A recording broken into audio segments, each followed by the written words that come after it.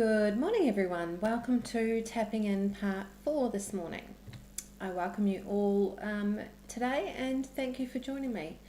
I'm Lisa and I'll be going over the Part 4 webinar with you today. So grab yourself a coffee, something to eat, and pen and paper or an iPad to take notes, and I hope you enjoy it. First off, we will do an acknowledgement of country. 30-foot drop acknowledges the traditional owners of country throughout Australia and recognises their continuing connection to land, waters and the community. We pay our respects to the Indigenous people, their beliefs, their cultures, and to both elders past and present. Now, 30-foot drop funding. 30-foot drop would like to acknowledge the Department of Communities, Disability Services for funding this and many other events. Without their support, so many projects such as this Two Wise Monkeys project would never see the light of day, and we'd be much more poorer for it as a community. So we thank them very much for the funding. This workshop is part of a Realities and Advantages of Access and Inclusion grant awarded to 30-foot drop as part of an Information, Linkages and Capacity Building grant for 2018 and 2019. Housekeeping. Now, how do we run these webinars? Unfortunately, we do not have the resources to monitor all of our platforms.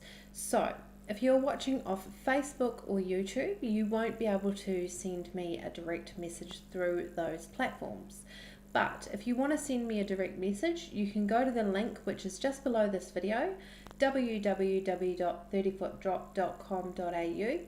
Jump in there, press the live box, and you can send me a direct message. So if you have any questions, please jump onto there. We'll be covering a lot of information in a short period of time, especially today. This Part 4 one is quite a long one.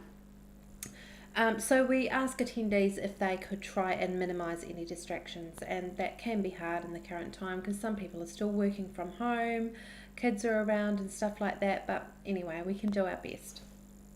Also, make sure that if you talk about 30-foot drop, could you please share your information and tag us in the information that you shared, because the more people that know about what we're doing, the more changes are going to happen within our community.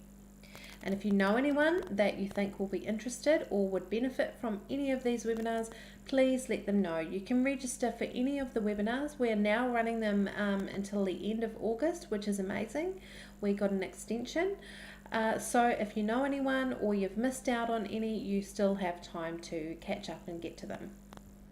We also record every session, so at the end of the webinar, if you feel like you need to go back on something that I've gone over today, you can rewind it once we've finished the session. And lastly, we do have a short survey at the end of the webinar, so once we finish, jump into that link below the video and please fill out survey 4 for Tapping In 4. And all of the information that we speak about in all the webinars, there's more information available in our resource library on our website. So if you want to look deeper or look at the stats and research where we've got our information from, there's all the links and information on there. Okay, let me introduce myself and tell you a bit about the Two Wise Monkeys. I'm Lisa and I am Hear No Evil. The other monkey is Ben and he is See No Evil. Now Ben will be back tonight, so you can join him tonight if you wanted to see him tonight as well. But I am Hear No Evil. So back 30 something years ago, I was born 10 weeks premature. And with premature births, there can come complications. At the age of 8, I was diagnosed with mild dyslexia, which can be quite common in prem babies. Teachers used to hit me on the head, yell at me, read out my low marks and embarrass me. It was just horrendous growing up with that. But luckily for me, I was determined to prove these teachers wrong and people that didn't believe in me wrong.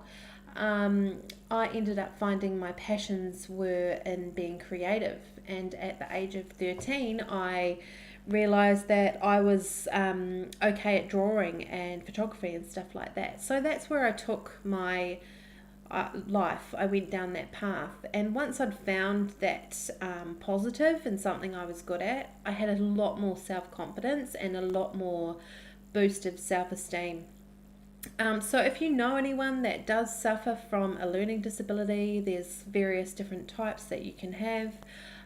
Please don't give up hope. There will be something that you are good at. It's just a matter of finding it and sticking with it. With my art, I travelled all around the world with it, working in art galleries all around the world, doing picture framing, where I have a museum grade certificate where I can frame fine artwork, organised exhibition, marketing for the exhibition, catering, all sorts of things. So, don't give up on your hopes and dreams. It doesn't matter that you're not an amazing mathematician or speller, because there will be something that you're good at, and it doesn't have to be maths or spelling. So, that is me. But wait, when you look at the monkeys, isn't there meant to be 3 wise monkeys? We've got hear no evil, we've got see no evil, but where is speak no evil? Who is speak no evil today? It's you guys.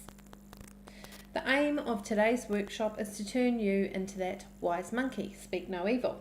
You will begin on a journey of realizing, impairment or not, we are all human and deserve to be acknowledged and treated in the same way as anyone else. Such a true statement. And if you did want to become that third wise monkey, we do have these t-shirts available now. They're on our website if you wanted one of those, and they're available in black and white from children's sizes to adult sizes. So if you want one of those, head over and grab yourself one. Now, next is the outline and method of today's workshop. So how are we going to get you started on the path of a wise monkey? Well, there's a lot to learn about people with impairment and how you can increase your business by attracting them. We'll be looking at 3 areas of need that most businesses can use to improve and tap into this market. These are accessibility, universal design, and diverse marketing. After covering all this good stuff, we will then have an open forum where you can ask any questions, but please feel free to ask any along the way. So how are we going to cover this, and what will our teaching method be? The answer is fun and open, honest discussions. If we can't be open and honest about these subjects to do with disability and impairment within our community, then changes aren't going to be made. So we need to talk about it, we need to be open, and we need to educate people on what we need and want. Okay, next we will go through the terminologies of a few words that some people get mixed up and think are the same thing. These are disability versus impairment, access versus inclusion. To reduce confusion. Okay, an impairment is an injury, illness, or congenital condition that causes or is likely to cause a loss or difference of psychological or physiological function. In short, an impairment is your medical diagnosis. So my medical diagnosis, back when I was 8, I was diagnosed with mild dyslexia. A disability, on the other hand, is the loss or limitation of opportunities to take part in society on an equal level with others. Something that makes you unable to access or participate in something. So an example for someone with a learning disability, these things can make it hard. Too much wording, complex information, stylized script sometimes can make it hard for people with learning disabilities to understand, which then makes it hard for us to get the right information that we need to use your business or service. This is especially important to remember because some people's impairments, like mine, are hidden. So if your website or your marketing is a bit complicated, too much information, you're potentially losing some customers that have hidden impairments. So something to go over your websites or your marketing. So hopefully the difference between disability and impairment makes sense. Now let's go over access versus inclusion. Access refers to the removal or reduction of barriers, physical and attitudinal, to participate in activities and functions of a community. At its core, access focuses a lot on the physical world around us and can be checked with a checklist. So, if you own a cafe, for instance, and you're unsure whether your cafe is accessible, you can jump over to the link below the video and go into resources, and we have an accessibility checklist. So you can go around your business and make sure that the door frames are wide enough for someone in a wheelchair, that the toilets are accessible for someone in a wheelchair. So there's all sorts of things that you can check with this accessibility checklist. So if you want to do that, head over to our website and you will find the checklist there. Okay, next is inclusion. Inclusion is more of a psychological state of being and is the process whereby every person, irrespective of their age, disability, gender, religion, sexual preference or nationality, who wishes to, can fully participate in all aspects of an activity or service in the same way as every other member in the community. Inclusion is making sure that every single person is included in your business or service, no matter how they appear, what their disability is, what their impairment is. Everyone is included anywhere that they want to go, and people need to know that they are included, especially people with a disability. So hopefully that makes sense, the terminologies of those words. Next, we will get into today's topics, which are firstly accessibility. As mentioned in the overview, there are 3 strategies that businesses can use to tap into the market. These are accessibility, universal design, and marketing. They can be used individually, but are best to be used concurrently. Let's go over these. Increasing your accessibility. What do you think of when someone talks about accessibility?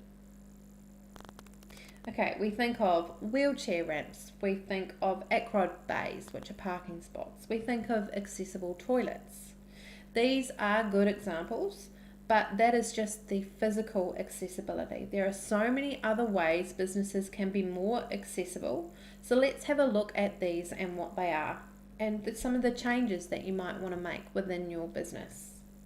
First up, we'll go over information and how it needs to be displayed. Make sure your information is accessible. It's important not to make assumptions about how people can receive or communicate information. The best approach is to make important information available to consumers in a variety of formats, which include speaking directly on the phone to someone, person to person. And in the case of someone with a hearing impairment, use you can get the telephone typewriter national relay service. So what that is when a person types a message to an operator, that message is then conveyed to the person the message is for, and then a reply is sent back to the person with an impairment through the same way. So you type your message, you're the person with the hearing impairment, you type the message to the TTY service. The TTY service will then relay it to the person the message is directed for, and then it comes back to the person wanting the answer.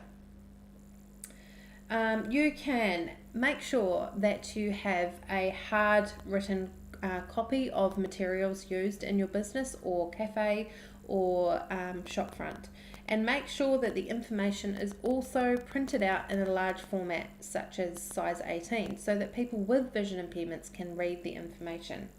Use electronic formats as well via email and websites, and also offer online chat services. You could have information saved to a USB, and you can also have an audio recording system. Businesses could consider installing an audio recording system in their shopfronts or offices to assist people with hearing aids, and provide an Auslan interpreter or braille as an option on request. So you need to bear in mind that you're going to need other kinds of information in different formats for people with hearing and vision impairments and other disabilities. Okay, next. Now we will go over the tips for maintaining a accessible premises.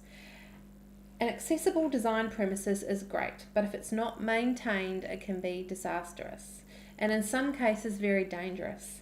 Here are some things that you need to be aware of within your business. Do not lock accessible bathrooms or lifts while the premises are in use by members of the public. Ensure accessible bathrooms can be reached by a continuous path of travel.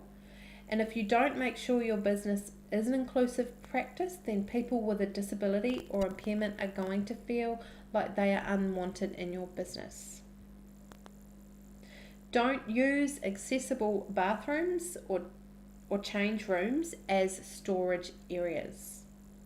Avoid constructing temporary displays or stacking goods in a manner that obstruct the aisles. Make sure there is a continuous accessible path of travel in and around your premises so people in wheelchairs and mobility scooters can get around the area. Make sure that your counter heights, lift buttons and FPOS facilities and door handles, for example, are within reach of a person using a wheelchair or someone with short stature. Ensure that lift buttons have raised tactile braille information next to them and that lifts provide audible information telling passengers what floor they have arrived at. Maintain adequate lighting throughout the premises. Provide clear and easy to read signage for people with an impairment accessing or using your premises. Do not allow surfaces to become dangerously worn or slippery. Provide designated parking spaces for people with disabilities and maintain that accessible path of travel from the parking space to the premises. So that's all the tips for what to look out for within your business. Let's now head to transport. If your business provides transport to people with impairment and disability, please be aware of the following. Ensure information relevant to passengers with an impairment is provided on transport services websites and various platforms. Such information may include specific booking processes, requirements for passengers with an impairment, location of accessible bus and train stops, timing of accessible services and access features. Also make sure that forms and mobile apps are accessible to people with an impairment. Provide training to your frontline staff of the delivery of accessible transport to passengers with an impairment. So make sure that if you are accommodating to people with disability and impairment, that your staff know what to do and how to deal with putting a wheelchair into a van, or there's certain questions or things that they might need. Take steps to inform booking agents, travel agents or tour guides of relevant considerations for people with an impairment or disability. For example, their fitness to travel, impairment equipment, restrictions and access features. So all good things to go over with your staff and within yourself. Okay, mobility devices. Under the Disability Discrimination Act, it may be against the law for an owner or manager of a shop, restaurant, club or other venue to refuse entry to someone that uses a scooter or a wheelchair as their main form of transport or as an impairment aid.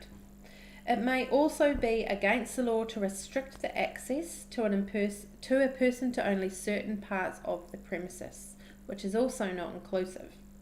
An example of this is small shops who restrict mobility due to large amounts of stock being in the shop is illegal. Businesses should consider the needs of consumers who use scooters and wheelchairs as a mobility aid when shops have too much stock on the floors.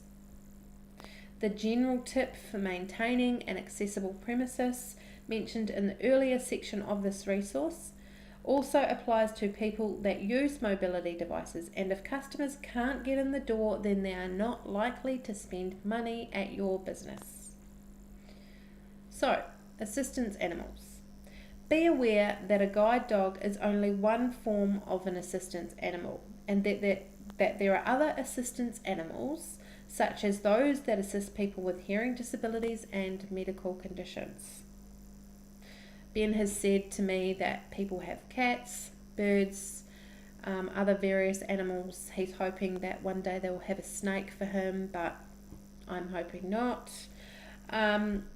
If you are unsure if an animal is an assistance animal, the law says that it is okay to ask the person with the impairment to provide evidence that the animal is an assistance animal and has been trained to meet the standards of hygiene and behaviour appropriate for an animal to be in a public place. So it's okay to ask.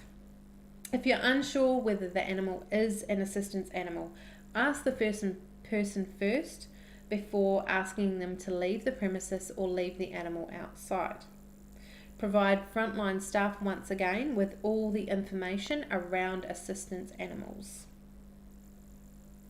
Okay, so let's now head into increasing accessibility for online content. The internet is by far the favoured way for consumers to get information about goods and services. This research is often done prior to the consumer physically visiting the storefront. So by making your information accessible, you will encourage more customers to engage. These are the following guidelines to keep in mind when designing your online content, especially for people with impairment or disability. Material that is presented only in image-based format, such as GIF or TIFF, will not be accessible to some people with an impairment because screen readers can't read these. Use plain fonts that are easy to read. Avoid fonts that are too decorative or stylized. Make sure there is enough contrast between foreground text and background colours, as screen readers can't read these as easily. Do not provide content only in PDF format. Once again, screen readers can't read PDF format properly. If you do include PDFs, provide the same information in Word or HTML format. Make sure you include text descriptions for all non-text content, including images and graphs to explain what it's all about, and use the ALT text function. Avoid scanned pictures of photos of menus, text boxes, and other various images because screen readers can't read these. It needs to be a clear, proper picture for screen readers to read the information to then relay it back to someone who has a vision or hearing impairment. Do not set up audio or video content to play automatically. When a page is loaded, this can interfere with the screen readers. If you use capture, then make sure there are other alternatives available because capture can be quite hard for some people. Make sure that the content on your website can be navigated by keys and not just a mouse because some people can't use a mouse. Make technical support available for consumers who need assistance using your website via online chats, phone calls or emails. Test the accessibility of your website and speak to an accessibility professional if you are unsure what to do. All this helps meet the needs of customers to your business, coming into your business. Let's now go over planning events for your business. We'll be covering the accessible tourism and events, looking at the opportunities in great detail in part 5 and 6. These webinars, so hold off for those. These tips are specifically looking at the physical event. When planning events, including meetings, festivals, conferences, lectures and fundraisers, You need to take all the reasonable steps to ensure that the event is accessible so that people with disability and impairment can attend and participate. Considerations should be given to the issues raised in each of the following sections of this workshop, in addition to the following. Explain the accessibility of the venue on the invitation registration form or website. Request attendees inform you of any accessibility requirements that they may have. For example, access process or maps for people with impairment. Explain accessibility and maps for people using wheelchairs. Make sure all handout material is also available on an electronic format when requested. Additionally, the following considerations should be considered when using a venue. Make sure there is a clear, sufficient, simple and visible signage to direct people where to go. Ensure the venue is large enough to set out in such a way that people with an impairment, including people using mobility scooters or wheelchairs, can move around the event freely. When setting up seating arrangements and allocations, allow people with an impairment or disability the first choice of seating, including options of a clear view of the stage or speaker platforms. This is particularly important for people who are deaf or have a hearing impairment. Ensure that presenters are aware that if they are using PowerPoint slides or videos in their presentation, that they also provide the same information in a format which is accessible for various types of people with vision and hearing impairments. For example, speakers could provide an oral description of the PowerPoint slides, provide hard copy, electronic or audio copies of material ahead of the event, or use captioning or Auslan interpreters during a presentation. Brief all venue and registration staff about the responsibility to avoid discriminating against someone with a disability or impairment, and talk to them about the access issues, such as allowing people to use assistance animals within the venue. Brief staff of location of accessible toilets and other accessible features, and have handouts of the accessible formats for people coming into the event or service. This information could be provided to all staff before the event in writing or in a brief session. Choose a staff member that could also be responsible for addressing all the accessibility issues that arise on the day of the event, making sure that all staff working at the event know who that person is. Universal design. What is it? Let's now go over universal design. So all of the tips to increase your accessibility are great. But what is even better than a solution? As if the problem didn't exist at all.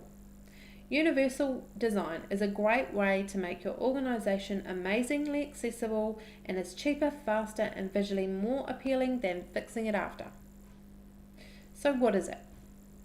Universal design is the design and composition of an environment so that it can be accessed, understood and used to the greatest extent possible by all people, regardless of their age, size, ability or impairment. In short, it is when society designs with everyone in mind. Staff at all levels can contribute to universal design, from small changes on a single product or services to design a holistic experience for both customers and clients. Right. Business case for universal design. When universal design is done right, it is more than just catering for customers with an impairment. It can also have the following positive business effects. Increased market reach. A universally designed product will be usable, accessible and appealing to a wider range of customer bases. Enhanced customer satisfaction and retention. A satisfied customer will tell other people about that product, service, or environment, increasing the awareness and potentially creating new customers for your business. Market crossover success. Products that are aimed at specific target groups can sometimes generate interest and demand from unforeseen markets. An example of that is the OXO Good Grips range. These are kitchen products, and these are products that are specially designed for older people with arthritis or limited hand mobility. This kind of out-of-the-box thinking has generated widespread demand, and I've actually got one of these OXO can openers, not even realising that it was actually for someone with limited hand mobility.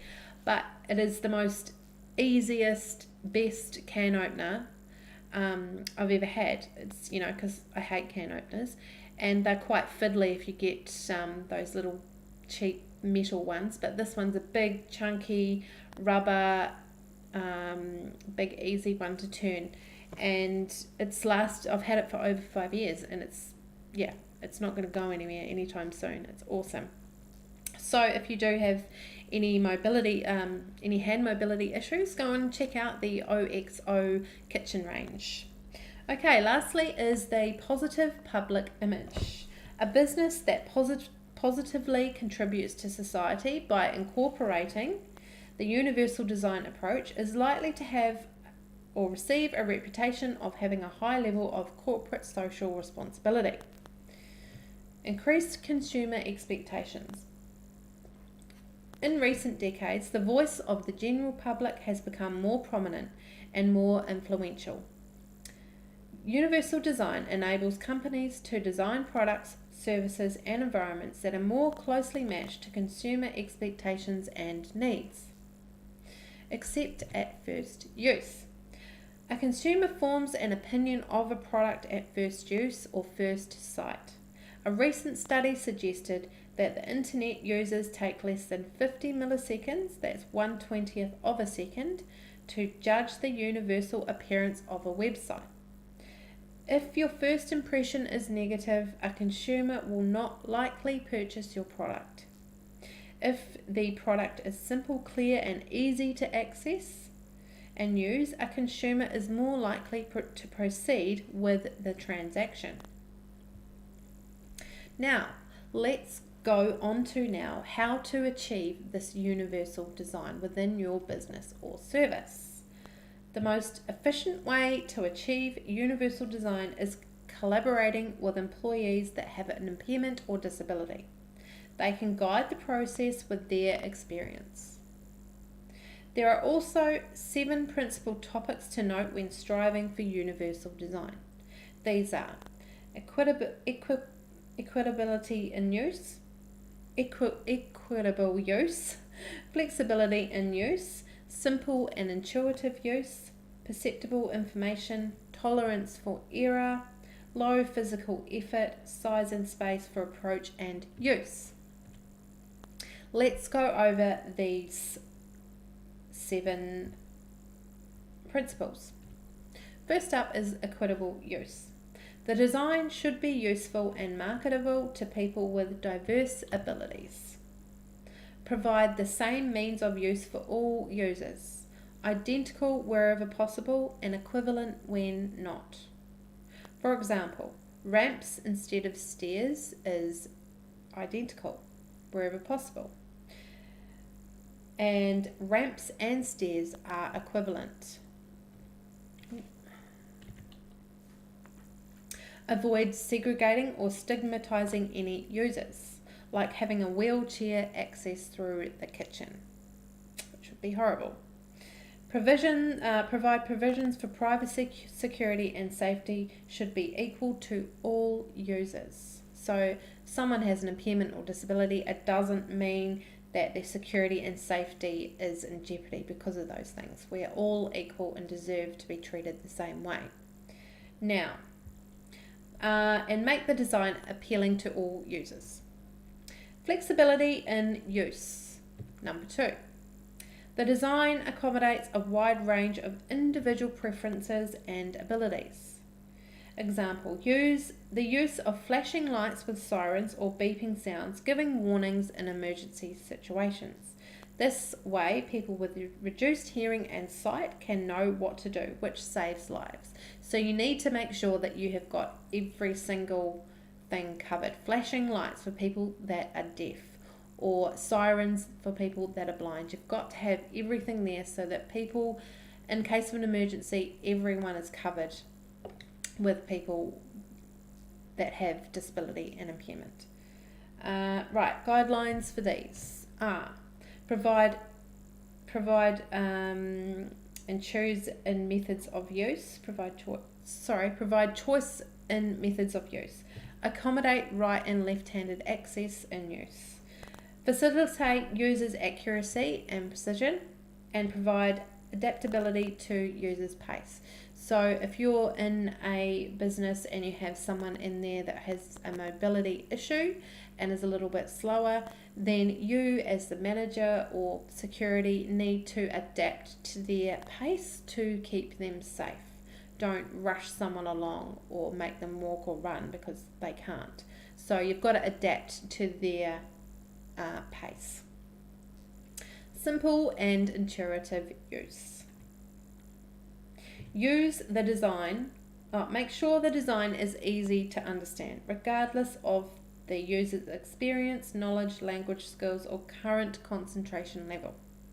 For an example, the universal male and female symbols on a bathroom door are easy to understand than stylized script, and easy to understand no matter where you're from around the world. If you can't speak English or impairment, disability, everyone knows what those two men and women mean.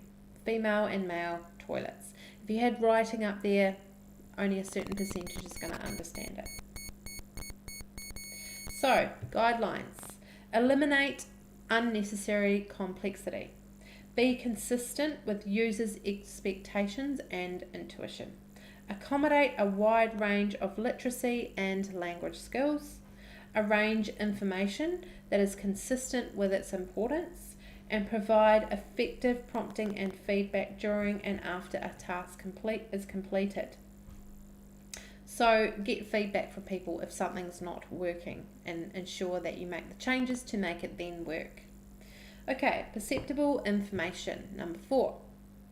The design communicates necessary information effectively to the user, regardless of ambient conditions or of the user's sensory abilities.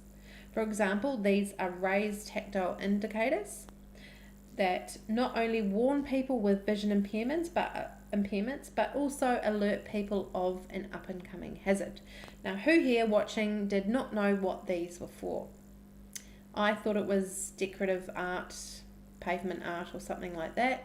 It's not. It is actually for people with vision and hearing impairments. So someone with a vision impairment walking along, can't see obviously, but they can feel underneath their feet those bumps and lumps, and that tells them, hey, you're coming up to a road, you need to stop and be careful. So now we're all going to notice those little bumps on the ground and know what they're used for. Now, guidelines for these. Use different modes: pictorial, verbal, and tactile, or redundant presentation of essential information. Provide an adequate contrast between essential information and its surroundings. Maximize essential information. Make it easy to give instructions or directions. Provide compatibility with a variety of techniques or devices used for people with sensory limitations. Tolerance for error, number 5. The design minimizes hazards and the adverse consequences of accidental or unintended actions. Guards and handrails on ramps provide tolerance for error when using a ramp.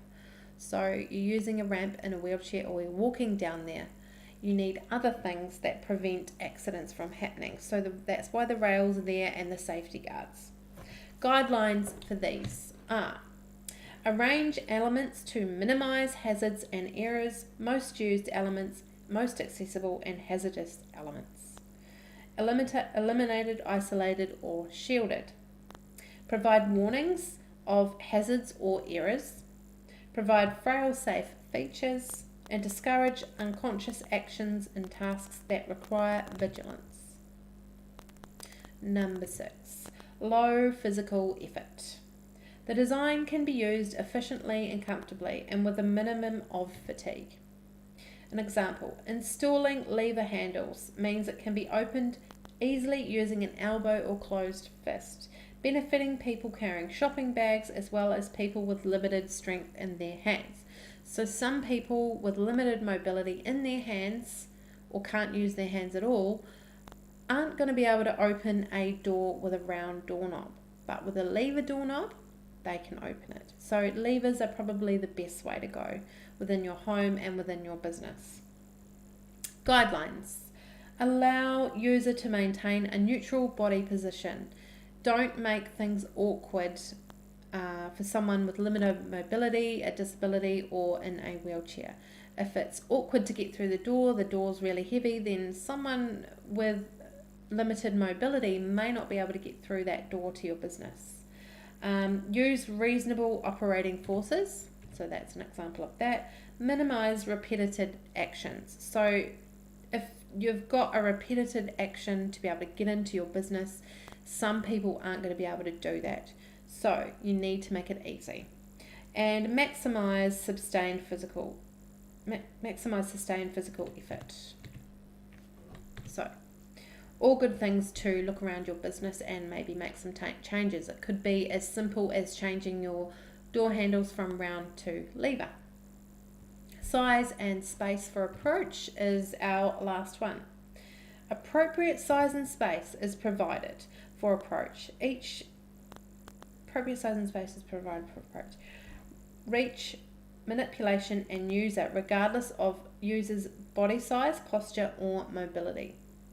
Example, accessible parking spaces are designed with a shared area and placed closer to the building entrance to allow people with a mobility issue and device access. Guidelines for these. Provide a clear line of sight to important elements of any seated or standing user. Make components reachable and comfortable for any standing or seated user. Accommodate various hand and grip sizes.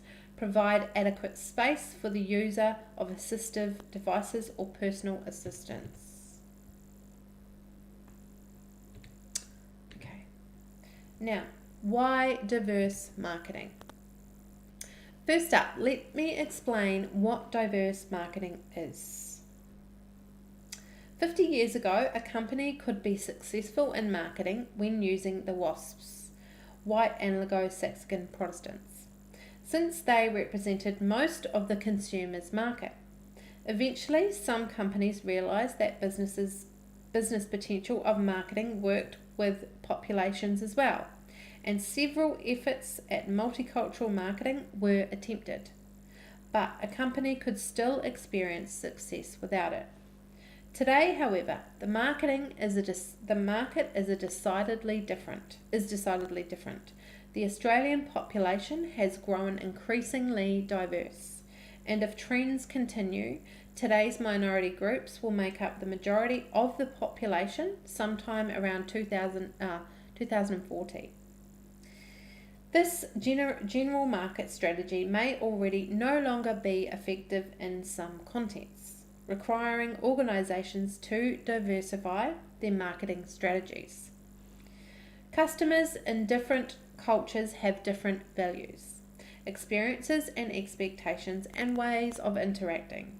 Even within a culture, such differences will be apparent between different subgroups, not just ethnically, but also age, gender, profession, religion and family size also come into account. Diverse marketing involves acknowledging that marketing and advertising must offer alternative ways to communicate with other diverse groups, with the knowledge that diversity marketing aims to develop a mix of different communication methods in order to reach people in each of the diverse groups and present in the market. What is diverse marketing? These are essential, powerful, and connection. Let's go over these. Essential. Essential marketing is the process of how a business, product, or service promotes its key features and benefits to customers, which ultimately generates sales for the business by satisfying its customers' needs. Powerful. On average, we are exposed to around 5,000 ads per day, ranging from TV to print all the way down to branding and sponsorship. Advertising is everywhere and continues to be a powerful medium for persuasion and changing attitudes. Connection. By representing people with an impairment in their advertising, companies can connect more strongly with customers with an impairment, as well as their families and friends, and also demonstrates the support for human diversity in a broader sense. Diverse marketing ideas. These are 3 ways to diversify your marketing methods. These are inclusive, thematic, and pride. Let's first look at inclusive marketing. This method does not emphasize disability, rather it neutralizes it by incorporating people with a disability in images and messages. These are just people like any other customer enjoying your product or service, but they just happen to have a disability. Now, enjoy this video. So how was the big wedding? Oh, haven't you heard? So it's at the end of the night, everyone's on the dance floor really getting into it, you know? Yeah, you are. And say, this is my left wheel, and this is the bride's foot. Yeah. Bush. How awful. Well, wasn't all bad. I left with the best man's number. You are terrible. Guilty. I'm not inviting you to my wedding. No. So that's a great example of just a customer, like anyone else, who is enjoying the Maltesers, who just happens to have a disability. So that is inclusive marketing. Great example. This method presents little risk of criticism for disability opportunism, has broader economic and social potentials, and is more easily incorporated into sustained commitment marketing strategies, often as an extension of existing diversity initiatives in marketing. Large businesses such as Kmart, Target, and Mars Chocolate have made use of this method, with results shown in the next lesson. Next is thematic marketing. In a nutshell, thematic advertising focuses on disability itself, usually conveying an explicit message or comment about disability. Thematic advertising can be done well and may be helpful in showcasing products or services specific to people with a disability. Let's now watch. I can boost your profits. I can deliver fantastic service. I can maintain your garden. I can maintain your fleet. I can manage your finances. I can be a loyal and productive employee. But I can't put my abilities to work if I'm not given the opportunity. If you don't recognise my abilities. If you don't have an open mind. If you don't employ me. So what can you do? What can you do? What can you do? You can remember that. Savvy employers. No, it's what people can do that matters. It's what people can do that grows Australian business. The 4 million Australians with barriers and disabilities Have many more amazing abilities. That should be used. Because it's good for business. Because it's the right thing to do. Because every Australian deserves a fair go. Start right now. Call Forest personnel on. So, many companies are reluctant to consider this method, though, of thematic advertising, fearing that they will get it wrong and say the wrong thing and cause offence. So, as long as you get it right and your message is explicit to someone with a disability and you're talking about products and services that can help them, then there's no need to be scared about it. Right, now pride marketing is our last one. Most businesses have various disability related policies and procedures in place. Things like accepting the companion card and or offering additional help for people who cannot fill out forms, and much more. These are amazing initiatives and would sway a potential customer with a disability to use your business. Just knowing that they've got the help there from you will definitely sway them. The problem is no one knows about it. By showing pride in things that you do, celebrating any changes within your business that you've done to help include people with disability and impairment. This newspaper clipping is a great example of it. These people have now got an accessible path of travel so they can take their wheelchairs to the beach. Now, if this wasn't advertised in the newspaper or online, then people aren't going to know about it. So you need to make sure that you advertise it and you show people with disability and impairment that you've made the changes so that they can then come and use your business or service. And it's grabbed your attention. Now, diverse marketing pitfalls, cross and tick. Let's go to the last one. Ads involving people with impairment should always be created in consultation with people with an impairment or disability. This will ensure that the message will be consistent with the intent. Use people with actual impairments and not actors pretending to have an impairment. You may not be able to tell, but people with an impairment, which are the targeted audience, can. And this will do more harm than good. Don't use them as an inspiring context. They're just normal people using your business. So, that is it for today. I hope that it all made sense to you guys and you all enjoyed it. It's a lot of information to take in today. Some of you may want to go over it again or join Ben tonight. He's going to be doing it tonight.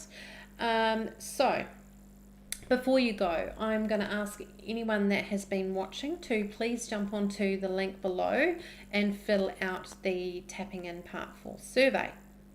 Do that before you go, but if you do have any questions, please now I invite you to ask any questions. Jump onto that link below if you're not watching through the website, and you can ask me any questions. I will be back in a few minutes to answer any of those, but if you are going, please fill out the survey and I will see you tomorrow. Thank you very much.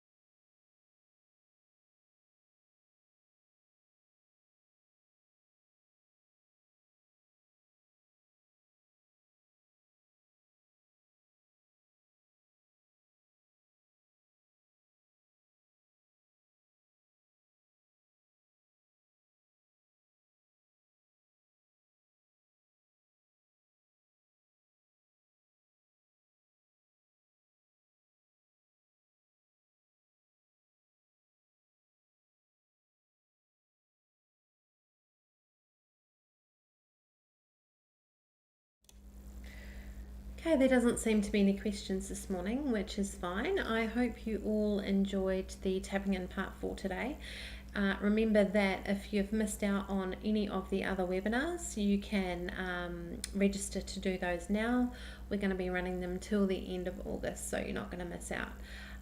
Such good information there to make changes within our community so that people with disability and impairment feel more included and just make their lives a lot easier and better. So if you have any other questions, please jump over to our Facebook page or our website and email our staff. I will see you guys tomorrow for Tapping In Part 5, where we go over tourism and events. But tonight Ben will be on doing webinar Part 4 again for those that have missed it today. Have a good day everyone, and thank you for joining me. Bye.